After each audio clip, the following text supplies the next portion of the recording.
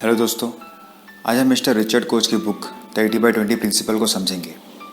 Richard coach एक management consultant और British author है।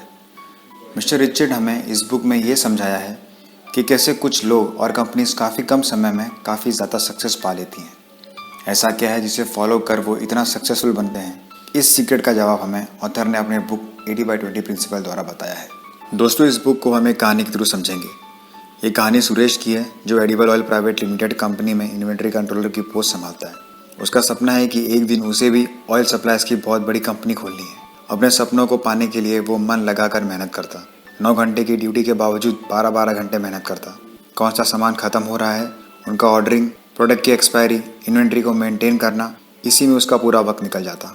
एक बार सुरेश ऑफिस में सभी स्टोर्स की मटेरियल स्टॉक को एनालाइज कर रहा था कि इतने में सुरेश का सीनियर उसके पास आया और कहने लगा कि सुरेश, मटेरियल स्टॉक की वैल्यू काफ़ी बढ़ रही है और सेल काफ़ी कम है। ऐसे में कोशिश करो कि इन्वेंट्री की वैल्यू भी कम ही हो, नहीं तो मटेरियल ख़राब होना शुरू हो जाएगा। इतना कहकर वो चला गया। यह सब सुनकर सुरेश अपनी इन्वेंट्री को लेकर काफ़ी सोच में पड़ गया।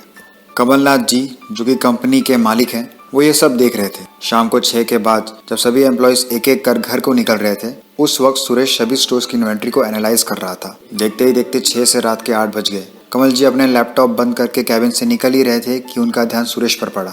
सुरेश काफ़ी चिंता में दिख रहा था। कमल जी सुरेश के पास गए और हंसते हुए कहा कि सुरेश, आज ओवर टाइम नहीं मिलेगा। और कहते कहते सुरेश की रिपोर्ट को देखने लगे और पूछा कि सुरेश, इतनी देर तक क्यों रुके हो और ये कौन सी रिपोर्ट पर काम कर रहे हो?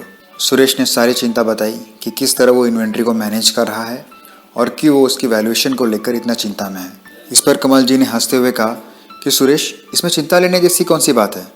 पता लगाओ कि इस वक्त कौन सी मटेरियल ज़्यादा सेल हो रही है और हमें ज़्यादा प्रॉफिट दे रही है। उन स्टॉक्स को मेंटेन रखो और जो मटेरियल्स कम सेल हो रही हैं, फिलहाल के लिए उनकी इन्वेंट्री कम कर दो। और ध्यान रखना कि अगले बार तुम 6 बजे काम खत्म कर घर निकल जाना। सुरेश, अपने वर्क लाइफ और पर्सनल लाइफ में बैलेंस रखो। चलो अब निकलते हैं। अगले दिन सुरेश ने स्ट्रेटेजी को अप्लाई किया और इन्वेंट्री को कंट्रोल करना शुरू कर दिया।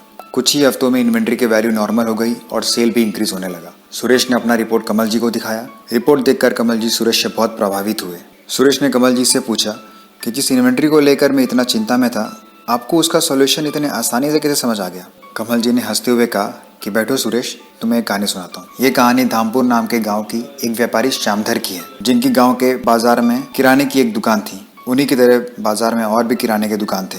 बहुत सारी दुकान होने के कारण प्रॉफिट भी कम हुआ करता और साथ ही साथ कुछ सामान ना बिकने के कारण बड़े बड़े खराब भी हो जाया करते। श्यामधर काफी परेशान और सोच विचार में रहा करते थे। उनका एक बेटा था जिसे वो प्यार से कन्नू बुलाया करते। कन्नू सिटी में एक अच्छी नौकरी कर रहा था। ऑफिस में मन ना लगने के कारण कन्नू अपने गाँव में फैमिली के साथ छुट्टियां मनाने आया। कन्नू रोज अपने पिता के साथ बाजार जाता और दुकान चलाने में उनकी मदद करता। वो कस्टमर से काफी अच्छे तरीके से बात करता और दुकान संभालता। ऐसे ही कुछ दिन बीते। एक दिन श्यामधर जी ने अपने बेटे से पूछा, बेटा नौकरी कैसे चल रही है, आगे क्या करने का इरादा है? तब कन्नू ने कहा, बाबा मुझे नौकरी नहीं करनी, मुझे व्यापार में काफी इंटरेस्ट है, मुझे व्यापार सीखना है, मुझे एक बहुत बड़ी कंपनी खोलनी है।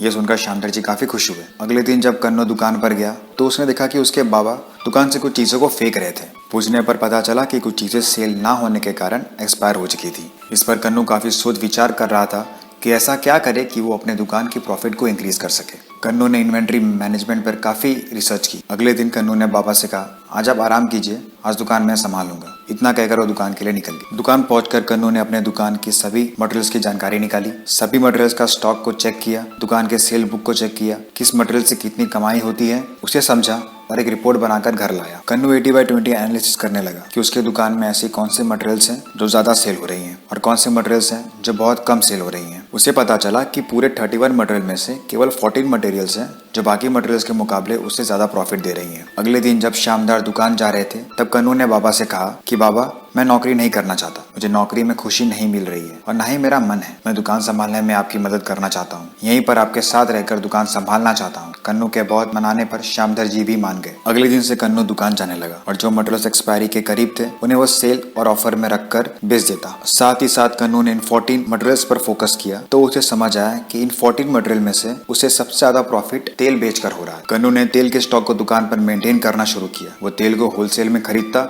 और अपने कस्टमर्स को कम दाम में बेच देता। इस तरह कन्नू की दुकान ऑयल शॉप के नाम से फेमस हो गई। उसने अपने दुकान को तेल के एडवर्टीजमेंट से सजा दिया। अब जब भी कस्टमर्स को तेल खरीदना होता वो उसी की दुकान पर जाते हैं। देखते ही देखते कुछ ही महीनों में मुनाफा बढ़ गया और उसने बगल की भी दुकान खरीद ली। व्यापार काफी तरक्की कर रहा था, बड़े बड़े ऑर्डर्स मिलना शुरू हो गए थे और साथ ही साथ व्यापार का भार भी बढ़ने लगा था। उसे दुकान संभालने के लिए एक ऐसे इंसान चाहिए था जिस पर वो भरोसा कर सके। तब कन्नू को अपने दोस्त रवि की याद आई। दोनों एक ही कंपनी में काम करते थे और अच्छे दोस्त थे। रवि ने पार्टनर के तौर पे कन्नू के साथ बिजनेस को संभाला और बढ़ाना शुरू किया। कमाए हुए प्रॉफिट को दोनों बड़े ध्यान से इन्वेस्ट और सेव करते। बिजनेस काफी अच्छी तरीके से चल रहा था कि अचानक एक दिन दुकान में आग लग गई और सारा सामान जलकर बर्बाद हो गया। ये खबर सुनते ही कन्नू के होश उड़ गए और वो बेहोश होकर गिर गया। सब उसे लेकर हॉस्पिटल पहुंचे। तब डॉक्टर ने बताया कि कन्नू के दिमाग पर काफी गहरा असर पड़ा है, उसे फिलहाल आराम की जरूरत है। कन्नू काफी चिंता में रहने लगा था। रवि समझ चुका था कि कन्नू को इस दिमागी हालत से बाहर निकालना बहुत जरूरी है। वो जानता था कि अगर कन्नू को फिर से पहले जैसा करना है तो उसे मेंटली फिट करना जरूरी है। रवि अपना ज्यादातर वक्त कन्नू के साथ बिताता, उसे पॉजिटिव थॉट शेयर करता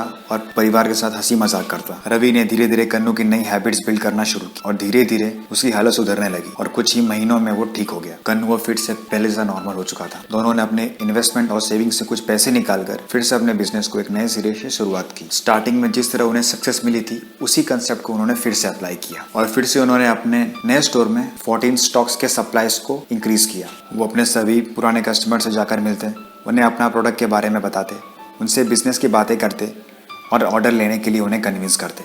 धीरे धीरे उन्हें कस्टमर से ऑर्डर मिलना शुरू हो गया। दोनों होलसेल में प्रोडक्ट को परचेज करते और कस्टमर्स को कम दाम में सेल करते, जिस कारण उनका कस्टमर बेस स्ट्रांग और प्रॉफिट बढ़ गया। बिजनेस काफ़ी तरक्की कर रहा था। देखते ही देखते कुछ सालों में दोनों ने और 3 नए स्टोर्स खरीद लिए। स्टोर्स ओपन होने के साथ साथ रिस्पॉन्सिबिलिटी भी बढ़ने लगी और अच्छी टीम की तलाश भी। सेल और भी ज़्यादा इंक्रीज करने के लिए दोनों ने अपने एम्प्लॉयज़ को ट्रेनिंग देना शुरू किया। उन्होंने अपने टीम को ऐसे ट्रेन किया जैसे कि हर एम्प्लॉय नहीं बल्कि ओनर हो। ट्रेंड एम्प्लॉयज़ से नए एम्प्लॉयज़ को ट्रेन करने के लिए इंस्पायर करते। ऐसा उनका हर एक एम्प्लॉय जी जान से काम करने लगा। कुछ ही महीनों में उन्होंने एक नई टीम तैयार की, एक ऐसी टीम जो सेल्स को इंक्रीज कर सके। उन्होंने अपने टीम को 2 पार्ट्स में डिवाइड कर दिया। फर्स्ट टीम टॉप सेल्समैन और एक्सपर्ट्स की थी जो टॉप 20% कस्टमर्स को हैंडल करते थे। वो कस्टमर्स जो कंपनी को 80% का प्रॉफिट दे रहे थे। उन कस्टमर से इंटरेक्ट करना, उन्हें और भी नए नए प्रोडक्ट सेल करना, उनकी सर्विसेज, ये सब फर्स्ट टीम करती थी। और दूसरी टीम उन नए एम्प्लॉयज़ और ट्रेनीज की थी जो 80% कस्टमर्स को हैंडल कर रहे थे, जो उन्हें 20% का प्रॉफिट दे रहे थे। कंपनी के सेल के साथ साथ उनके प्रोडक्ट वेरिएंट में भी ग्रोथ होना शुरू हो गया। देखते देखते उनके स्टोर 3 से 10 और इसी तरह उनके स्टोर्स बढ़ते गए। सर कन्नू चाहता तो शहर जाकर कोई दूसरा बिजनेस भी तो कर सकता था। उसने अपने बाबा के बिजनेस को ही क्यों चुना? ज़्यादातर लोग अपने मन का बिजनेस या जॉब नहीं कर पाते और जो कर रहे हैं वो उसे एंजॉय नहीं करते। आप जो भी बिजनेस या जॉब करते हैं उसे एंजॉय करो, तभी आप उसमें सक्सेस हासिल कर पाओगे। कन्नू ने भी यही किया। उसे अपने बाबा के बिजनेस में इंटरेस्ट था, इसलिए उसने वो बिजनेस चूज की। तो सर जो अपने मन की जॉब नहीं कर पा रहे हैं उन्हें क्या करना चाहिए? उनके पास 2 ऑप्शन है। या तो अपने एग्जिस्टिंग जॉब में अपने इंटरेस्ट को ढूंढो, यानी कि 80/20 के रूल को यूज करके वो 20% ढूंढो जिनमें उनका इंटरेस्ट है और जो 80% का आउटपुट देता हो, और उस 20% को एक्सप्लोर करो, अपग्रेड करो और नेक्स्ट लेवल पर लेकर जाओ। और दूसरा ऑप्शन क्या है सर?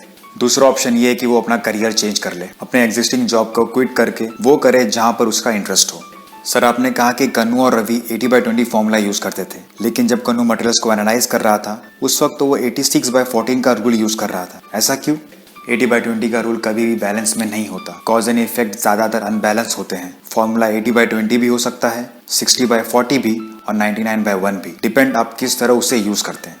सर कन्नू अगर चाहता तो टॉप मटेरियल्स के साथ साथ बाकी मटेरियल्स भी तो रख सकता था, भले उससे कम प्रॉफिट बट एटलीस्ट कुछ तो प्रॉफिट आ रहा था। अब उन प्रोडक्ट को निकाल देने से जो उन प्रोडक्ट्स को खरीदते थे उनके कस्टमर्स नहीं आएंगे। सुरेश जरा सोचो, किसी भी चीज को स्टोर में रखने से स्टोर का एरिया, उनको मेंटेन करने का एक्सपेंस, मैन पावर, इंश्योरेंस, ये सभी चीजों पर ध्यान देना पड़ता है। इन्हीं मटेरियल्स में वो भी मटेरियल्स हैं जो ज्यादा बिकती हैं और कम भी बिकती हैं। तो जो खर्चा हम कम सेल होने वाले मटेरियल पर कर रहे हैं, अगर वही हम ज्यादा सेल होने वाले मटेरियल पर करें तो तब प्रॉफिट कितना होगा? लेकिन सर जो कस्टमर शिफ्ट हो जाएंगे उनका क्या?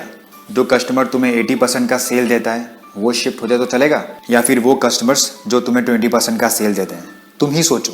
बिजनेस जितना कॉम्प्लेक्स होगा प्रॉफिट उतना कम, और बिजनेस जितना सिंपल होगा प्रॉफिट उतना ज्यादा। तो सर वो कस्टमर्स को अट्रैक्ट कैसे करते हैं?